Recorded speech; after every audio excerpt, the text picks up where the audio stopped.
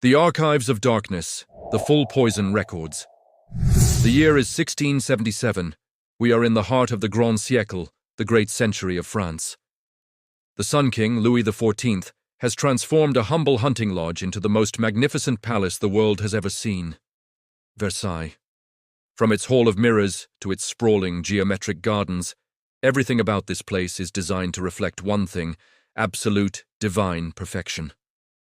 In the daytime, the court is a stage where the finest silk, the most intricate lace, and the most expensive perfumes mask the scent of human reality.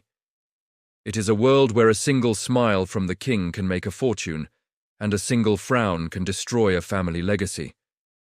But as the sun sets and the long shadows stretch across the marble floors, a different kind of reality emerges. Behind the heavy oak doors and the thick velvet tapestries, a secret war is being waged. It is a war of jealousy, a war of survival, and a war of silent death.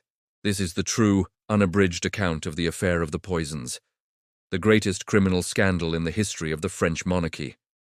To understand how the most powerful nobles in Europe ended up in the back alleys of Paris, we must understand the pressure of the court. Versailles was not just a palace, it was a psychological battlefield. Thousands of aristocrats lived packed together, competing for the king's attention.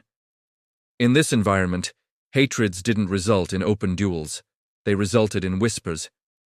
And in those whispers, a terrifying name began to circulate: succession powder. At first, it was treated like a dark joke among the elite. If a husband was too old, if a father-in-law lived too long, if a rival mistress was too beautiful, people would joke that they simply needed a dose of the powder. But soon, the joke became a reality. Healthy men began to waste away in weeks. Young women died of sudden fevers that no doctor could explain. The atmosphere in the palace shifted from elegance to cold, biting paranoia. Every cup of wine was a potential threat.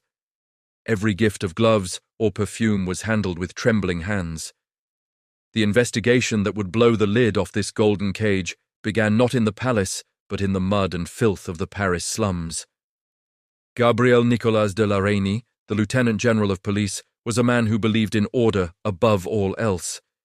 He was the man who brought the first streetlights to Paris, believing that darkness was the friend of the criminal. In 1677, his agents arrested a series of small-time fortune-tellers and midwives, who were suspected of performing illegal services. Among them was a woman named Marie Bosse. One night, while intoxicated at a party, Bosse made a fatal mistake. She bragged to her guests that she had made enough money selling inheritance powders to the nobility to retire forever. She laughed about how easy it was to kill a duke and get away with it. Within hours, she was in a cell in the Châtelet prison. Reynie realized that Marie Bosse was just one small cog in a much larger, much darker machine. As the police intensified their raids, they captured the queen of the Parisian underworld, Catherine Deschaise, known to history as La Voisin. She was a woman of immense charisma and terrifying ambition. In her house in the Rue de Beauregard, she maintained a laboratory that would have horrified the king. La Voisin was an expert in alchemy, but not the kind that turns lead into gold. She specialized in the alchemy of death. She studied the properties of arsenic, hemlock, belladonna, and vitriol. She learned how to mask the bitter taste of poison in sweets and wine. But she offered more than just chemicals. For those whose problems couldn't be solved by poison alone, she offered the supernatural. She claimed to be able to summon demons and manipulate the stars. Her cellar was transformed into a dark chapel, where she conducted rituals that defied the laws of God and man, and her clients. They were the crème de la crème of French society. The interrogation of La Voisin and her associates opened a door into a world of pure nightmare. They described the Black Masses, rituals performed on secret altars to secure the king's love or the death of an enemy. The details were so gruesome that Reynie initially refused to believe them. He heard stories of nobles kneeling in the dirt, reciting incantations over blood and bone. He heard of the pact with the devil, where individuals would sign away their souls for a chance at a higher title. The police found records of sales involving the most famous names in the kingdom: the Duchess of Bouillon, the Countess of Soissons, even the Marshal of Luxembourg, a legendary war hero. It seemed that the poison had reached every corner of the state. But the most devastating blow was yet to come. As La Voisin's daughter and her assistants were put to the question, a polite term for torture, they began to speak of a great lady who had been a regular visitor for over 10 years.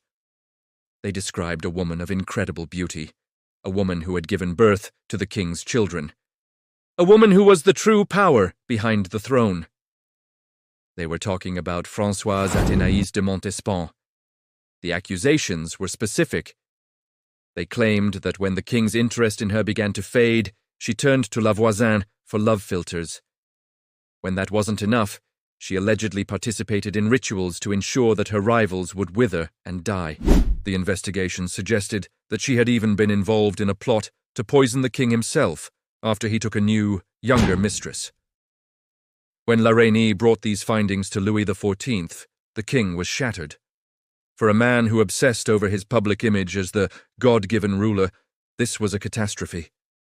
If the mother of his children was a poisoner and a practitioner of the dark arts, his entire legacy was at stake. The Sun King, usually so decisive, retreated into a long, brooding silence. He realized that the truth was more dangerous than any poison. He could not put Madame de Montespan on trial without destroying the monarchy. So he made a cold, calculated decision. He ordered Reynie to separate the investigation into 2 parts. The commoners and low-ranking nobles would be dealt with publicly.